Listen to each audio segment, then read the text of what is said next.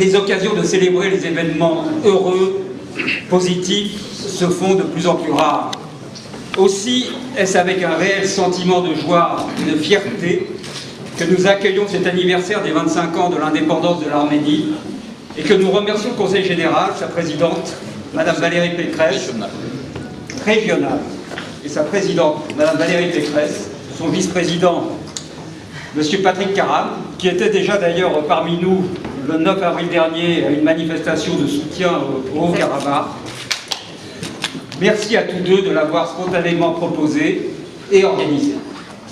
Car, comment ne pas en convenir, cette indépendance rebelle pour nous, descendants des rescapés du génocide de 1915, mais aussi pour tous les hommes et toutes les femmes épris de justice, un événement d'une importance hors norme, tant elle tient du miracle.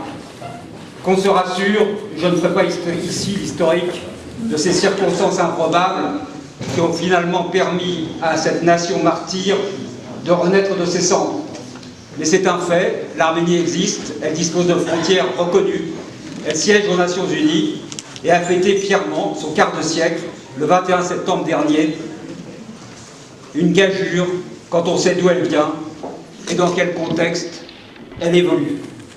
100 ans après le génocide, en effet, si peu de choses ont changé.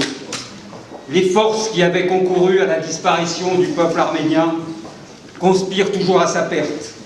Et pas plus tard que le 2 avril 2016, l'Azerbaïdjan de M. Aliyev, qui dit former avec la Turquie de M. Erdogan deux États pour une même nation, a déclenché contre la République du Haut-Karabakh une guerre qui, pour n'avoir pas pu atteindre ses objectifs, n'en obéissait pas moins à une logique de destruction maintes fois revendiquée.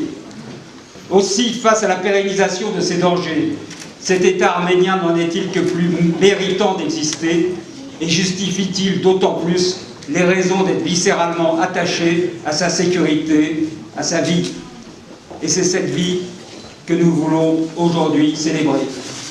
Oui, nous sommes fiers de ce pays qui permet au peuple arménien de sauvegarder son identité, de protéger son existence, de développer sa culture et d'avancer, vaille que vaille, en dépit des embûches de toutes sortes, sur la voie du progrès et de la démocratie. Il ne s'agit bien sûr pas de dresser un tableau idyllique du paradis arménien comme au beau vieux temps de l'Union soviétique. D'autant moins que depuis l'extérieur, nous cultivons, c'est bien connu, un niveau d'exigence toujours plus élevé envers les performances de ce pays.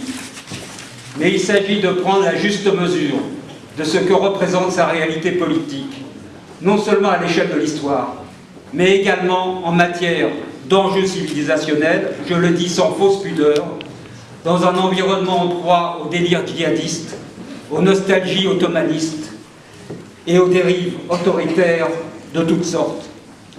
Autant de fléaux qui menacent un peuple arménien traditionnellement attaché aux valeurs européennes, à la tolérance, un peuple arménien qui porte aussi dans sa conscience les droits dans sa résilience, les droits de ce christianisme d'Orient si durement persécuté. Pour toutes ces raisons et pour tant d'autres encore, nous sommes et nous resterons en tant que porteurs des principes de la République française, toujours aux côtés de l'Arménie. D'abord parce qu'elle le mérite, ô combien, mais également parce que, tout étant lié, la défendre, c'est nous protéger. Et c'est pourquoi, en disant vive l'Arménie, nous pensons toujours, spontanément, automatiquement, naturellement, vive la France. Merci.